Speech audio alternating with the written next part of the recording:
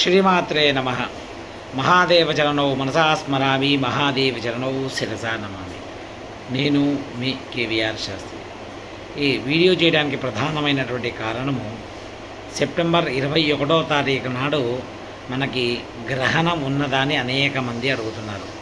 September 21వ తారీఖు నాడు భారతదేశంలో ఎలాంటి గ్రహణము లేదు, ఎలాంటి నియమాలు పాటించవలసిన అవసరం లేదు.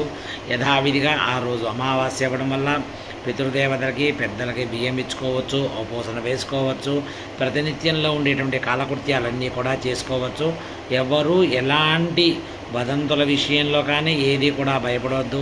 సోషల్ మీడియాలో వస్తున్నటువంటి మన దేశంలో లేనటువంటి గ్రహణాలకి మనము ఎటువంటిది కూడా మనం పాటించవలసినటువంటి అవసరం లేదు. మనకి ఇప్పట్లో గ్రహణాలు ఏమీ లేవు.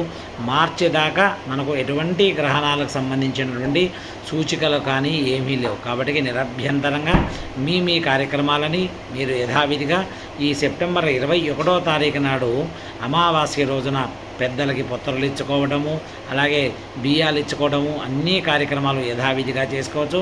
ఈ గ్రహణ సంబంధమైన సూచనలు మన భారతదేశంలో ఎక్కడా కూడా లేవు.